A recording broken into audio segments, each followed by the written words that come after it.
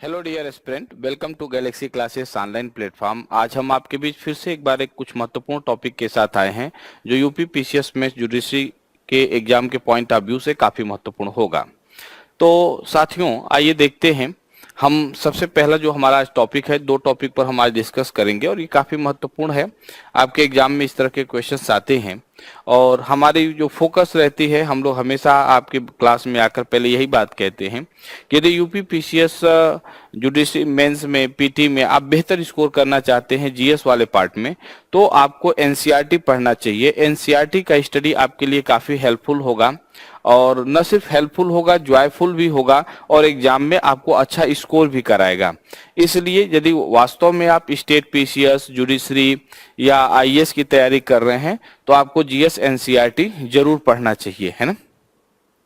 आइए देखते हैं। तो हमारा आज का जो पहला टॉपिक है, right of person with disabilities act 2016 के बारे में, है ना। और जानते ही हैं डिसेबल जो लोग हैं उनको हमारे समाज में और व्यक्तिगत जीवन में कितने चैलेंज का सामना करना पड़ता है। तो स्वाभाविक है कि चूंकि भारत एक कल्याणकारी राज्य है, कल्याणकारी देश है, पॉलिटिकल साइंस की भाषा में कंट्री के लिए भी हम स्टेट टर्म का यूज करते हैं। तो कोई भी कंट्री जो वेलफेयर है वो स्वाभाविक है कि ST, SC, other weaker section, महिलाएं और हैंडीकैप भी जो लोग हैं, जो वीकर सेक्शन के अंतर्गत इनको हम ले भी सकते हैं। तो जो भी हैंडीकैप लोग हैं, दिव्यांग लोग हैं, प्रधानमंत्री नरेंद्र मोदी जी ने इनके सम्मान में इनको दिव्यांग शब्द के लिए प्रयोग किया, तब से हम लोग भारत में इन्हें दिव्यांग कहते हैं। तो दिव्यांग व्यक्तियों का समावेशन और सशक्तिकरण, और ये टॉपिक जो है सोशल जस्टिस से संबंधित है, which is also relate to social justice. It is a important topic of social justice. दिव्यांग है, एसटी एससी है, ओबीसी के बारे में है, अदर बैकवर्ड जो क्लास हैं, महिलाएं हैं, इनसे रिलेटेड क्वेश्चंस आपके एग्जाम में पूछे जाते हैं। तो यदि डिसेबिलिटीज के बारे में आपसे क्वेश्चन पूछा जाता है तो इसका जवाब आप देंगे। और इस यहाँ पर जो कंटेंट हम आपसे डिस्कस करेंगे, हमारा मोटो सिर्फ यहाँ पढ़ाना नहीं होता है।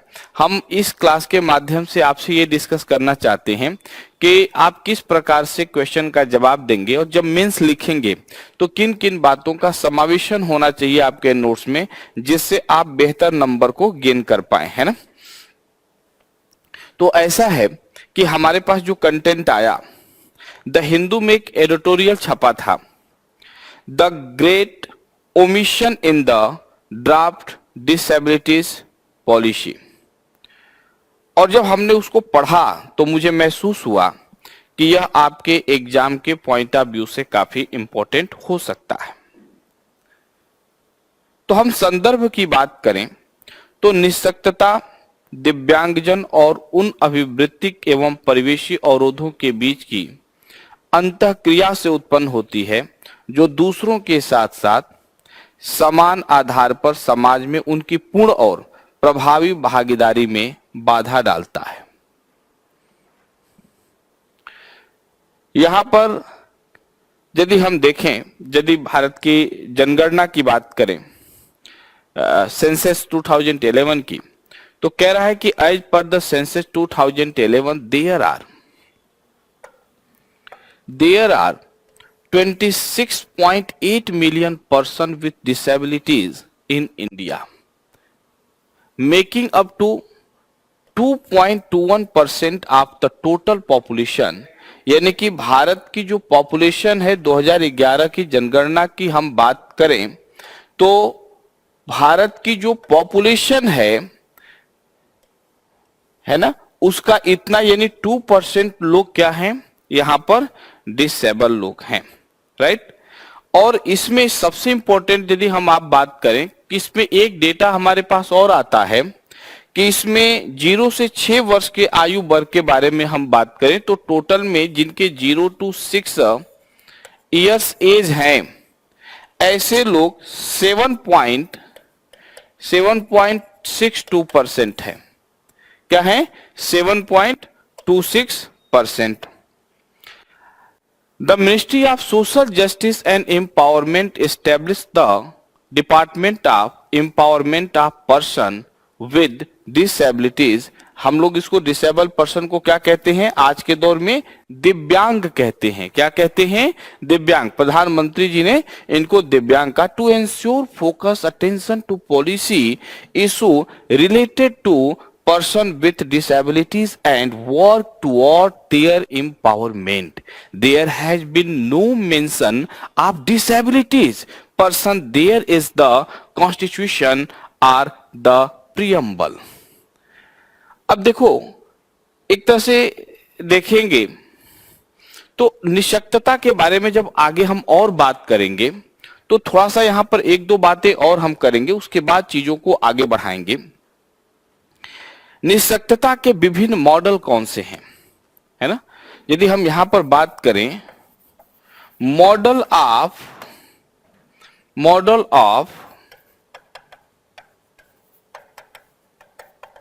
डिसेबिलिटीज, तो दो बातें यहां पर की जाती है, एक मेडिकल और दूसरा सोशल। दो बातें यहां पर हम लोग करेंगे, एक मेडिकल और दूसरा सोशल, राइट? तो क्या होगा कि जैसे ये कोई व्यक्ति शारीरिक रूप से अक्षम है, जैसे फिजिकल है, मेंटल है, साइकोलॉजिकल है, तो यदि इस आधार पर डिसेबिलिटीज है तो इस जो मेडिकल आधार होता है वो इंडिविजुअल, यानी कि यह जो है आपके मतलब फिजिकल लेवल पर चीजों को आप यहां पर देखते हैं। दूसरी जो हम सोशल बात करते हैं तो सोशल मॉडल उस समाज पर हमारा ध्यान केंद्रित करता है जो दिव्यांगजनों के व्यवहार पर अनुचित प्रतिबंध अंतःक्रिया में होती है। यानी कि हम क्या करते हैं कि दिव्यांग जनों के साथ, जैसे मान लीजिए कि आपने समाज में आपका व्यवहार अच्छा नहीं है, उनको कुछ कार्य करने से विशेष तौर पे रोकता है ना? तो ये तमाम ऐसी बातें हैं। तो इस दो आधारों पर हम दिव्यांगता को एक तरह से मॉडल के रूप में, दो मॉडल के रूप में हम लोग यहाँ पर देखते हैं। यदि भारत के संविधान की हम बात करें, यदि हम कॉन्स्टिट्यूशन ऑफ इंडिया की बात करें, भारत का संविधान, तो in the constitution of india यदि हम बात करें in the constitution of India, यदि भारत के संविधान की बात करें तो हमारे संविधान में directive principle of state policy में आर्टिकल 41 मेंशन है। क्या है? आर्टिकल 41। और डायरेक्टिव प्रिंसिपल ऑफ स्टेट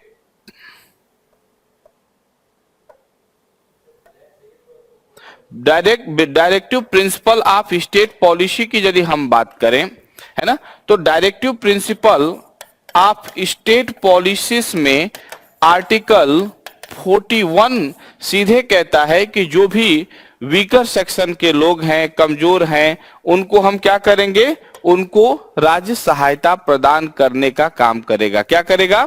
राज्य उनको हेल्प करने का काम करेगा, राइट? तो राज्य उनको, आर्टिकल 41 को भी आप देख सकते हैं। और यही नहीं, हमारे संविधान के 7th शेड्यूल की यदि आप बात करें, क्या 7th शेड्यूल की बात करें तो 7th शेड्यूल में भी डिसेबिलिटीज पर्सन के वेलफेयर की बात कॉन्स्टिट्यूशन के अंतर्गत की गई है ना? अब देखेंगे कि आगे इसके बारे में क्या कह रहा है।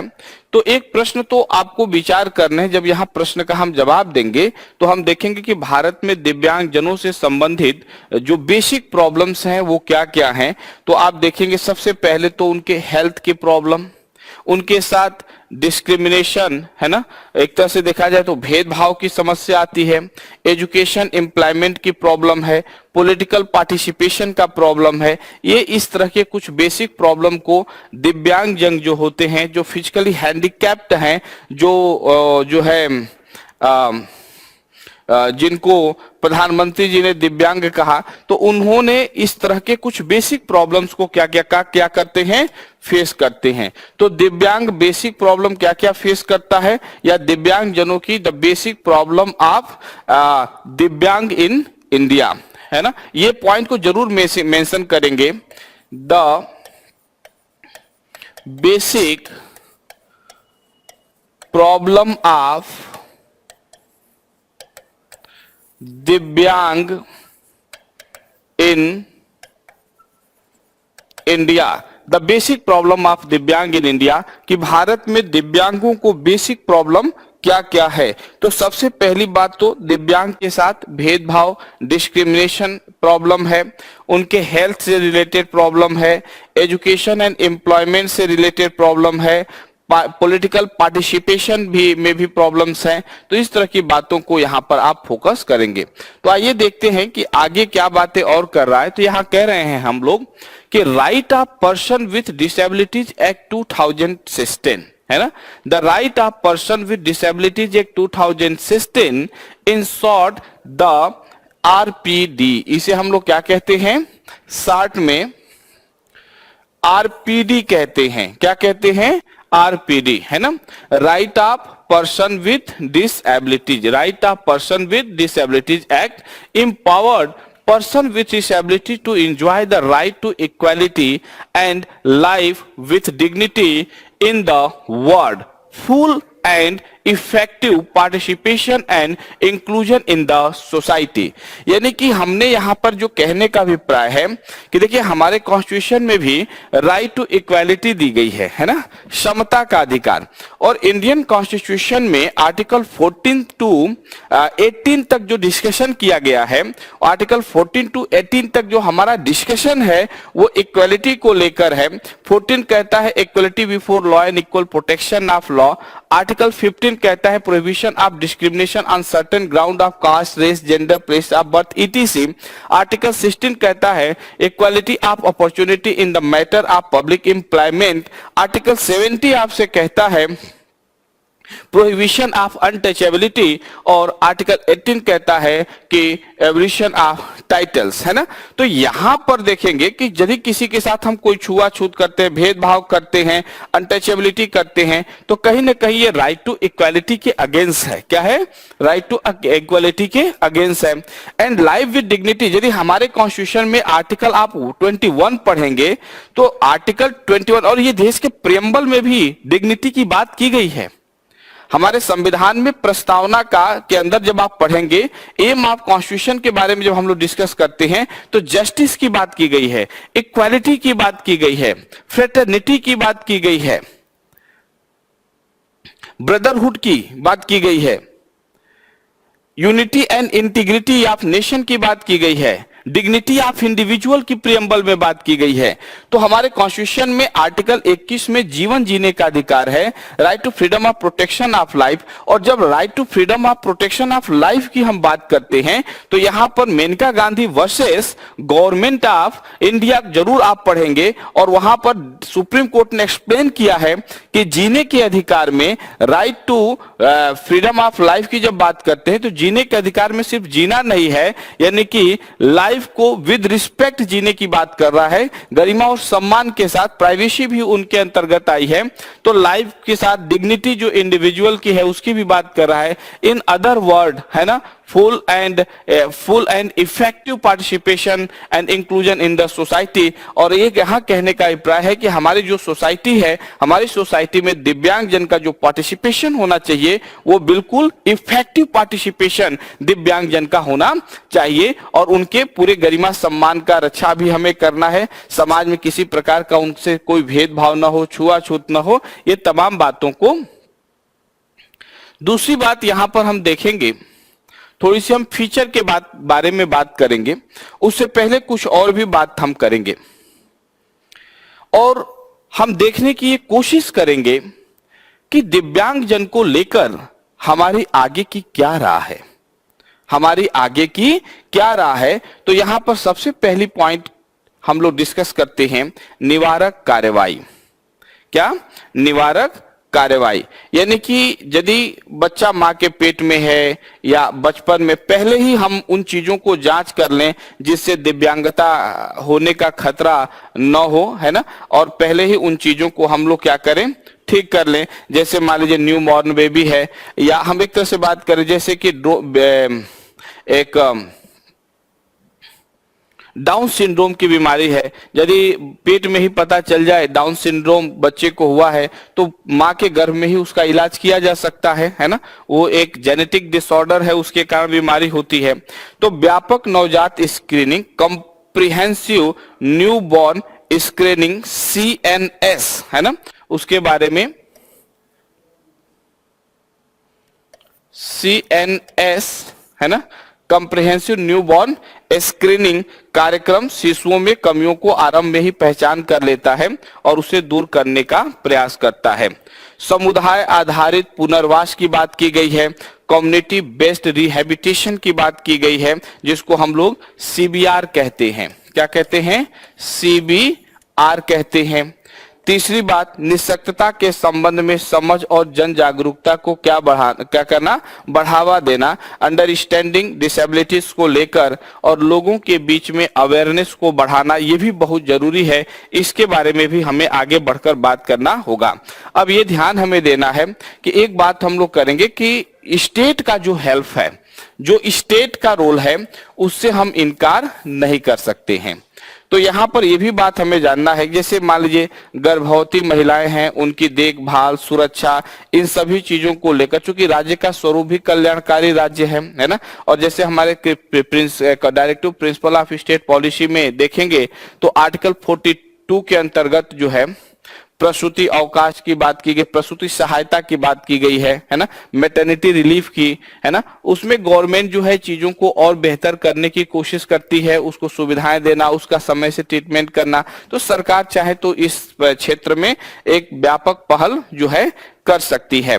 और ऐसा नहीं है कि सरकार ने यहाँ पर पहल नहीं किया है, बहुत सारे प्रोग्राम भारत में सरकार के द्वारा चलाए गए हैं, जैसे यूनिक डिसेबिलिटीज आइडेंटिफिकेशन पोर्टल। क्या है? Unique disabilities identification portal. ये भारत में इसको स्टार्ट किया गया है, जिससे डिसेबिलिटीज लोगों को पहचान किया जा सके। सुगम्य भारत अभियान है, सुगम्य भारत अभियान डिसेबिलिटीज को, ये जब मेंस में लिखेंगे तो आप ये जरूर लिखेंगे कि भारत सरकार ने क्या क्या पहल किया है। इसके अलावा देखेंगे दीनदयाल डिसेबल रिहैबिलिटेशन स्कीम, ये जरूर जिक्र करेंगे। दीनदयाल डिसेबल रिहैबिलिटेशन स्कीम, ये भारत सरकार के द्वारा एक महत्वाकांक्षी पहल है। और उसके बाद हम देखें तो national fellowship for student with disable, यानी कि जो डिसेबल लोग हैं उनको स्कॉलरशिप की भी व्यवस्था की गई है। इसके साथ साथ देखेंगे तो assistance to disable person for purchase fitting of aid and appliances, है ना, यानी कि यहाँ पर डिसेबल जो लोग हैं, जो फिजिकली हैंडीकैप्ड हैं, है ना, उन फिजिकली हैंडीकैप्ड को उपकरण आदि की खरीद में सहायता की भी योजना की बात की गई है ना।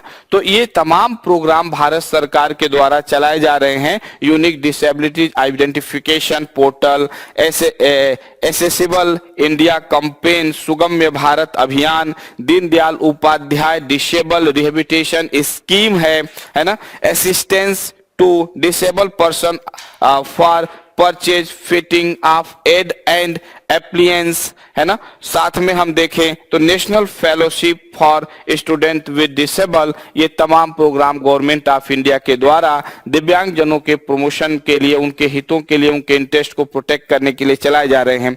वर्ल्ड लेवल पर भी बहुत सारे ऐसे प्रोग्राम हैं जो डिसेबल पर्सन के लिए चलाए जाते हैं, जैसे एशिया और प्रशांत क्षेत्र में दिव्यांग जनों के लिए अधिकारों को साकार करने हेतु इंचियोन कार्यनीति, Incheon strategy to make the right real for person with disabilities in Asia and Pacific, इसका भी आप चाहेंगे तो जिक्र कर सकते हैं और ये भी आपके एग्जाम के पॉइंट ऑफ व्यू से काफी महत्वपूर्ण है।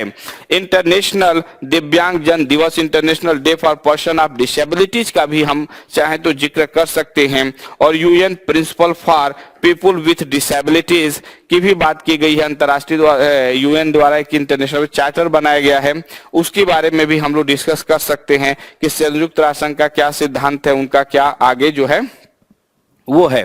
तो इसमें थोड़ा सा हम लोग डिस्कस कर लें कि expansion of disabilities criteria, disabilities has been defined based on on an evolving and dynamic concept. The type of disabilities have been increased from the existing. इसमें एक बात की गई है कि जब ये डिसेबिलिटी से संबंधित जब ये हम इस प्रस्ताव लेकर आए हैं, प्रपोजल हैं, तो इसमें एक्सिस्टेंस जो इसमें 7 आधार पर जो डिसेबिलिटीज को हम डिफाइन करते थे उसको बढ़ाकर हम 21 आधार पर कर दिए। यानी कि अब 21 आधार पर अधिनियम ने दिव्यांगता की संख्या 7 स्थितियों से बढ़ाकर 21 स्थितियों तक कर दिया है, यानी 7 to 21। अब दिव्यांगता को हम जो है 21 लेवल पर समझते हैं। पहले जो है ये 7 था, संख्या को 7 स्थितियों से बढ़ाकर अब उनके जो कंडीशन है उसको स्थितियों को 21 कर दिया गया है। And the central government has been given the power to add the more type of disabilities. इनको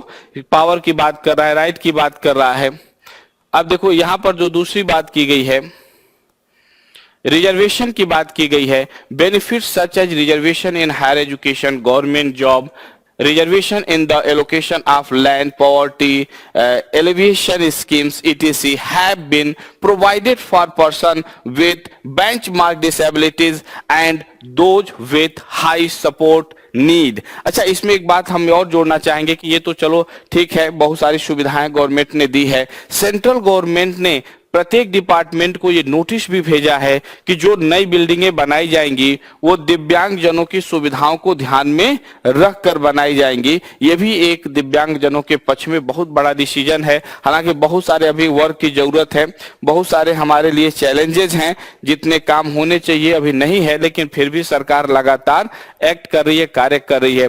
reservation in vacancies in government establishment has been increase from 3% to 4% for certain person or classes of person with benchmark disabilities. Inclusive education की बात यहां पर की गई है कि government funded education institution as well as government recognised institution will have to provide inclusive education to the children with disability. थोड़ा सा यहां पर हम आपसे डिस्कस कर देंगे कि इंक्लूसिव एजुकेशन का मतलब आप क्या समझते हैं। देखिए, there are many types of child, कई प्रकार के बच्चे होते हैं, जनरल स्टूडेंट्स और स्पेशल स्टूडेंट। तो जो डिसेबिलिटी चाइल्ड है उसे हम स्पेशल स्टूडेंट की कैटेगरी में रखते हैं। और जब जनरल और स्पेशल दोनों चाइल्ड को एक साथ एक ही विद्यालय में हम एजुकेशन देते हैं तो इसको हम लोग इंक्लूसिव एजुकेशन कहते हैं। और ऐसे विद्यालय को समावेशी विद्यालय कहते हैं। और समावेशी विद्यालय में सभी बच्चों के पर्टिकुलर उनकी जो रिक्वायरमेंट होती है उसको ध्यान में रखकर उसकी समस्या का निराकरण किया जाता है और इसके लिए उपचारात्मक निदानात्मक शिक्षा दिया जाता है। तो इंक्लूसिव एजुकेशन की भी बात इनके लिए की गई है। राइट टू फ्री एजुकेशन, हमारे संविधान में आर्टिकल 21A में, आर्टिकल 21A में राइट टू एजुकेशन की बात की गई है। 86 कॉन्स्टिट्यूशनल अमेंडमेंट के द्वारा जोड़ा गया और इसमें 6 से 14 साल के सभी बच्चों को फ्री एंड कंपल्सरी एजुकेशन की बात की गई है। दिव्यांगता के संबंध में इसको हम लोग 6 से 18 साल बढ़ा देते हैं। 6 से 18 साल के बच्चों को फ्री एंड कंपल्सरी एजुकेशन की बात करते हैं। Every child with a benchmark disabilities between the age of group early child with a benchmark disabilities between the age group of 6 to 18 years shall have the right to free education. इनको free and compulsory शिक्षा का अधिकार पाने का अधिकार है।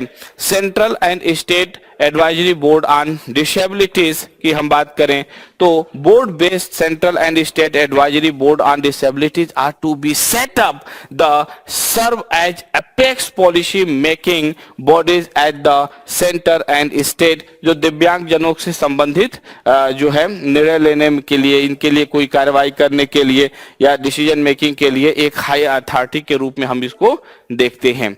तो ये आपके एग्जाम के पॉइंट ऑफ व्यू से बहुत महत्वपूर्ण टॉपिक्स हैं।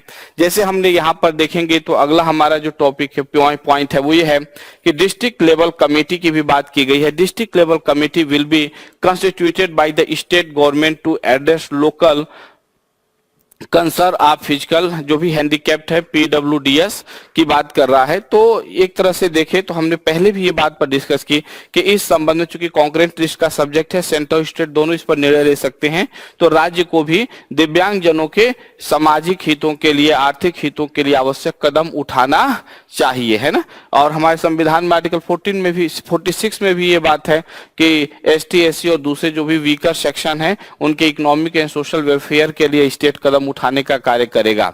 नेशनल एंड स्टेट फंड की हम बात करें तो सर्टेन हम यहाँ पर हम कह सकते हैं कि creation of national and state fund will be created to provide financial support to person with disability. जो भी दिव्यांग लोग हैं उनको गवर्नमेंट के द्वारा फंड प्रोवाइड किया जाता है, उनको एक तरह से हम लोग यहाँ पर गवर्नमेंट फाइनेंशियल सपोर्ट करने का कार्य करती है। पेनाल्टी की बात करें तो it provides penalty for offences omitted against person with disabilities and also violation of the provision of the new law। नए नियम में जो भी मतलब प्रोविजंस हैं उसमें यदि कोई व्यक्ति डिसेबिलिटीज पर्सन के अगेंस्ट या उनकी इमोशन के अगेंस्ट या कोई उसके विरुद्ध कार्य करता है जो कानून के विपरीत है तो उसको पनिशेबल है, उसके विरुद्ध विधिक कार्रवाई हो सकती है। स्पेशल कोर्ट की भी बात की गई है कि special court will be designed in each district to handle case concerning the violation of right of PWDs. यानी कि जो दिव्यांग लोग हैं उनसे उनके संबंधित समस्याओं के समाधान के लिए स्पेशल कोर्ट की भी यहाँ पर बात की गई है। वे फॉरवर्ड की हम बात करें तो वे फॉरवर्ड की बात करें तो 3-4 यहाँ पर पॉइंट जो है डिस्कस किया गया है जो काफी इंपॉर्टेंट है। Reasonable accommodation is necessary to help person with disabilities exercise their right and participate in society equally with others। दूसरे के साथ ये इक्वली बेहतर पार्टिसिपेशन कर सके, इनके लिए इसके लिए रीजनेबल एकोमोडेशन की रिक्वायरमेंट है, यहाँ पर ये बात कर रहा है ना। Person with disabilities require empathy and understanding not sympathy, है ना। उनको सहानुभूति की जरूरत नहीं, एम्पैथी की जरूरत है, यहाँ पर बात कर रहा है। The practically aspect has to be assessed on the basic of the legal test of under burden. Further providing reasonable accommodation is imposing to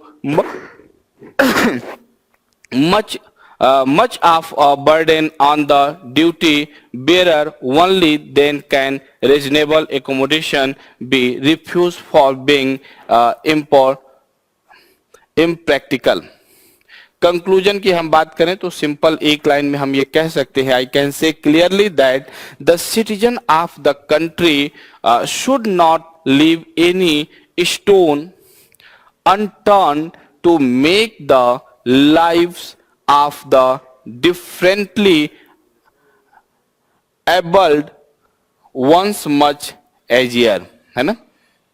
तो यहां पर देखें तो टोटल कुल मिला जुला कर जो हमारा कंक्लूजन है वो यही है कि देश में दिव्यांग जन को हमें समझना है, जानना है और उनके वेलफेयर के लिए स्टेट को भी कदम उठाना है। सोसाइटी में भी अवेयरनेस होनी चाहिए, उनको फाइनेंशियली भी सपोर्ट की जरूरत है, लीगल सपोर्ट की जरूरत है, उनको सिंपैथी की नहीं एम्पैथी की जरूरत है और ये तमाम चीजों को ध्यान में रखकर कार्रवाई की जानी चाहिए। तो ये तमाम बातें हमने देखा कि किस तरह से डिसेबल लोगों के लिए यहाँ पर हमने कार्रवाइयां की। अब जो हम चर्चा करना चाहते हैं अगला जो टॉपिक है ये भी काफी इंपॉर्टेंट टॉपिक है और क्या कहें, है ना, कि हमारे देश में हमारी परंपरा और संस्कृति में माता पिता का स्थान, गुरु का स्थान बहुत ऊपर है और कई बार आंखें भर भी जाती हैं।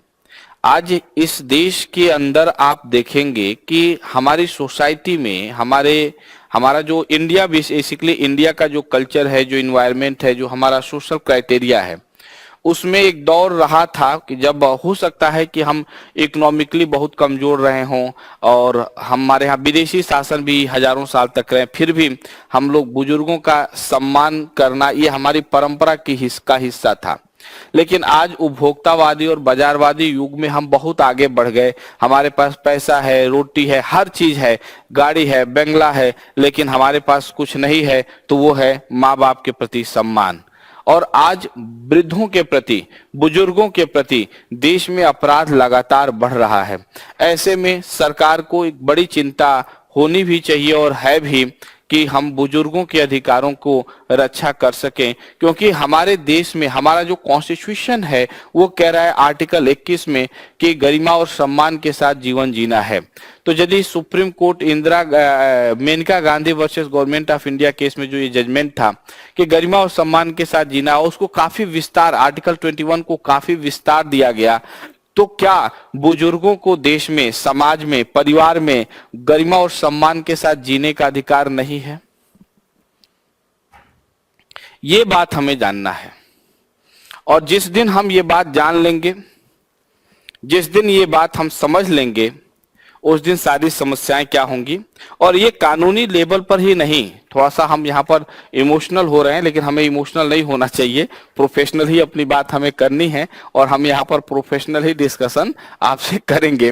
तो यहाँ पर maintenance and welfare of parents and senior citizen act 2007 के बारे में हम डिस्कस करने जा रहे हैं, राइट। लेकिन हमें ये जानना है कि इसमें माता पिता और वरिष्ठ नागरिकों के भरण पोषण कल्याण संशोधन भी इसमें 2019 में किया जा चुका है ना। 18 जनवरी 2020 को एक लेख आया था, उसमें द हिंदू में, वहां भी इस चीज को डिस्कस किया गया था। तो हमें यहाँ पर जो इसमें इस एक्ट में है, तो अमेंडमेंट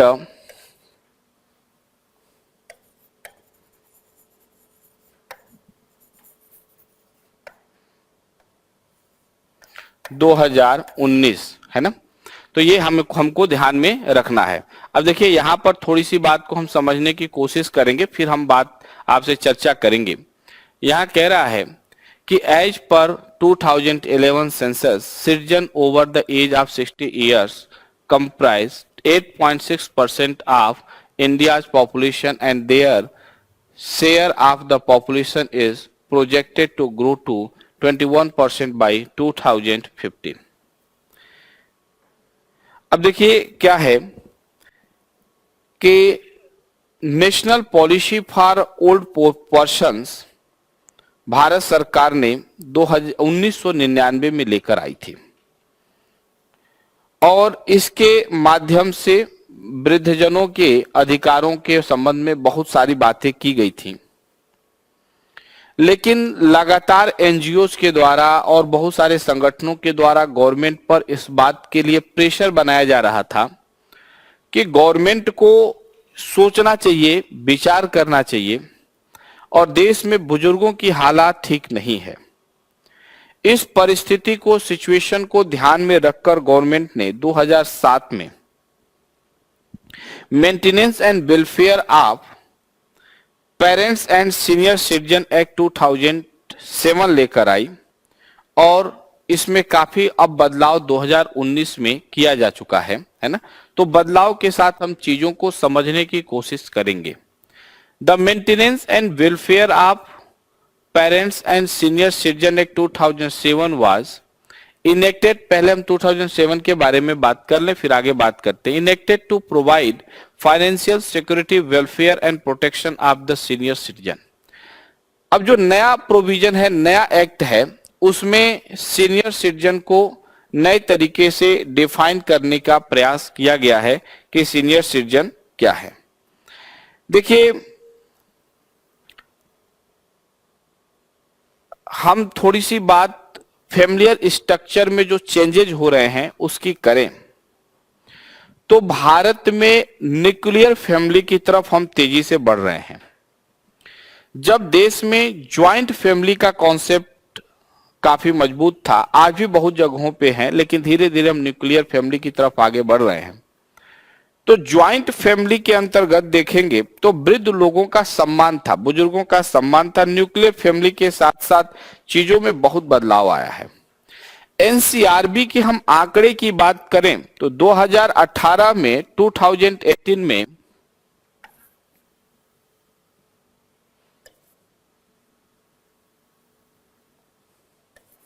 2018 में एनसीआरबी का एक आंकड़ा आया था और 2018 में एनसीआरबी की एक आंकड़े के तहत जारी जो रिपोर्ट हुआ उसमें 2016 की तुलना में यदि हम कंपैरिजन करें कि 2016 की तुलना में 2018 में यदि हम आए तो बुजुर्गों के प्रति अपराध के जो मामले हैं उसमें 13.7% की वृद्धि हुई थी। कितना परसेंट? 13.7%। यानी कि 2 ही साल में बुजुर्गों के प्रति अपराध का मामला, ये एनसीआरबी का डेटा है, उसमें 13.7% बढ़ गया। तो वरिष्ठ नागरिकों की संख्या में भी लगातार, अभी ऊपर ही हमने बात किया कि भारत में 60 वर्ष से ऊपर के जो आयु के लोग हैं, व्यक्ति हैं, 1951 में उनकी संख्या 2 करोड़ थी। 1951 में 2 करोड़ थे और 2011 की जनगणना में यह संख्या बढ़कर 10 करोड़ हो गई है। तो स्वाभाविक है कि बुजुर्गों की संख्या भी बढ़ रही है तो उनके देखभाल की भी व्यवस्था होगी। और यूनेस्को का एक रिपोर्ट कह रहा है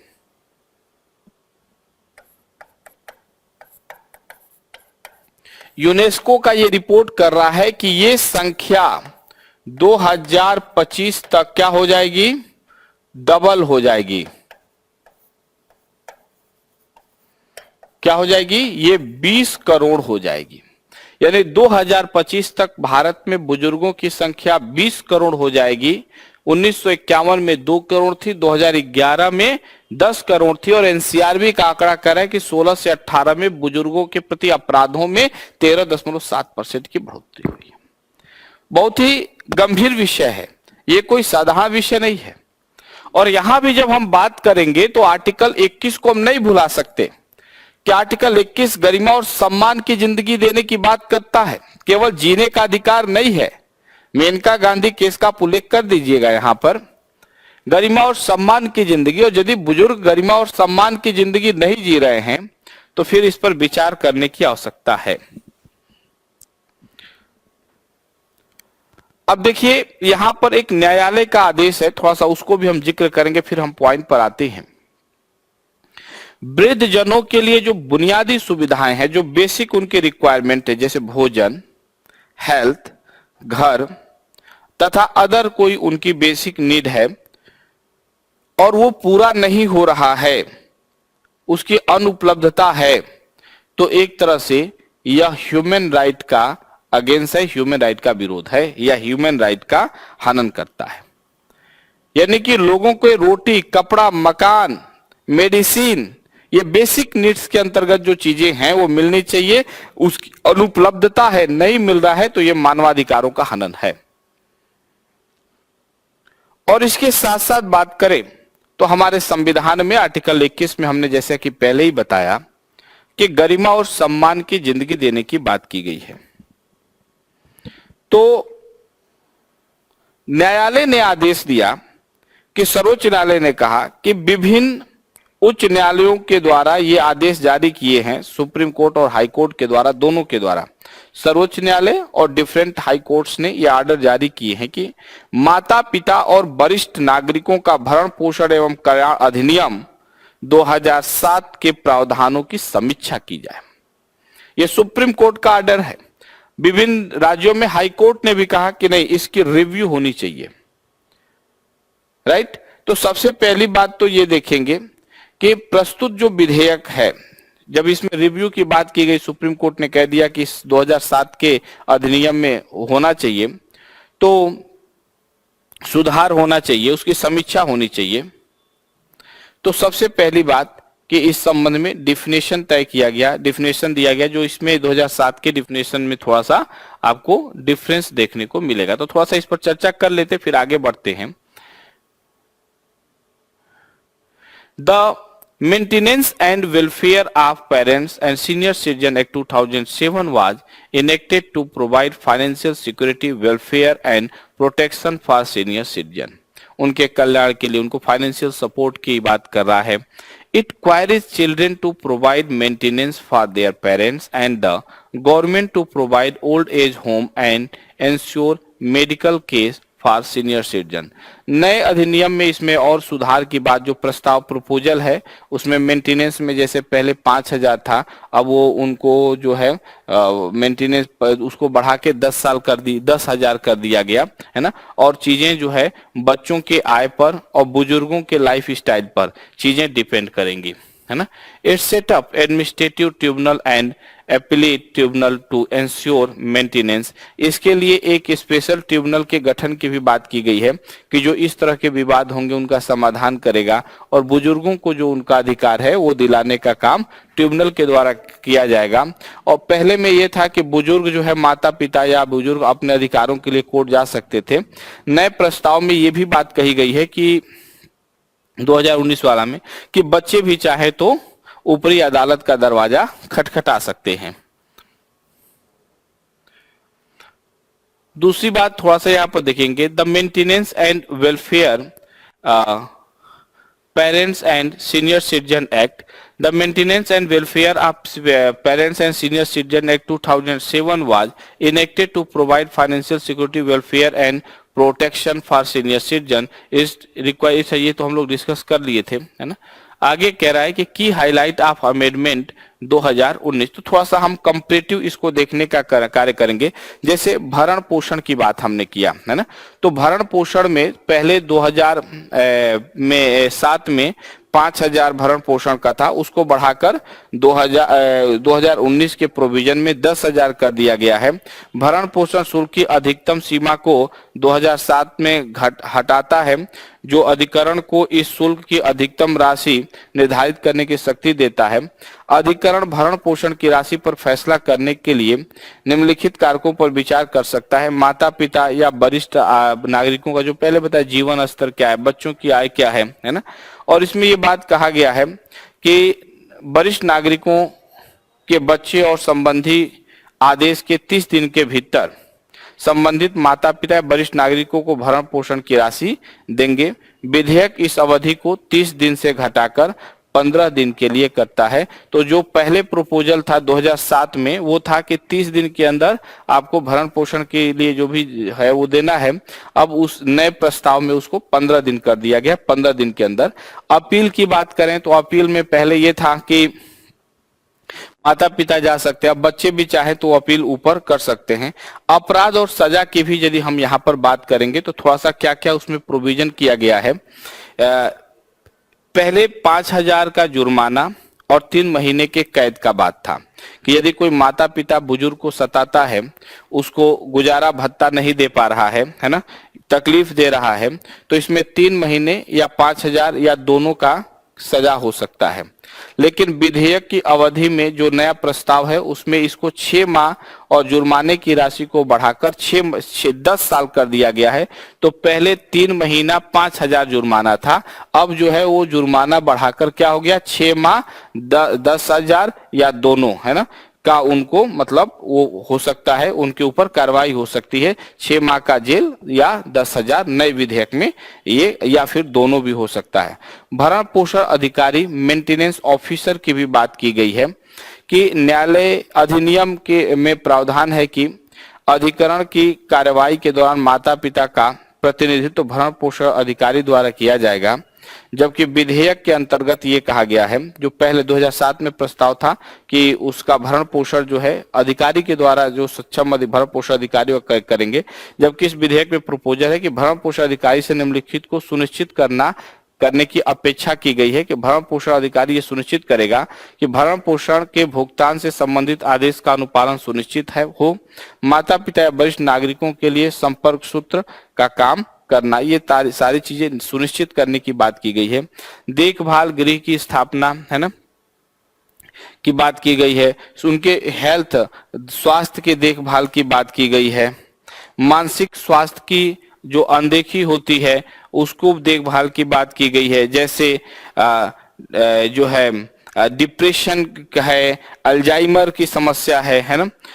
तो ये तमाम बातें यहाँ पर की गई है। एक तरह से देखें कि वैसे जो विधेयक है उसमें बहुत लाइटली इन संबंध में बातें नहीं की गई हैं, तो इसको हम एक प्रॉब्लम के रूप में, एक चैलेंज के रूप में ले सकते हैं कि इस बारे में भी ध्यान देना चाहिए गवर्नमेंट को। आप उसमें मेंशन कर सकते हैं कि सरकार को बुजुर्गों के मानसिक स्वास्थ्य को भी ध्यान में रखना चाहिए, जिसको इस विधेयक में भी अनदेखी किया गया है। वृद्ध महिलाओं की एक पर्टिकुलर अलग से समस्या हो सकती है। वृद्ध में महिलाओं के बारे में पर्टिकुलर बातें 2019 में के प्रपोजल में, विधेयक में नहीं है।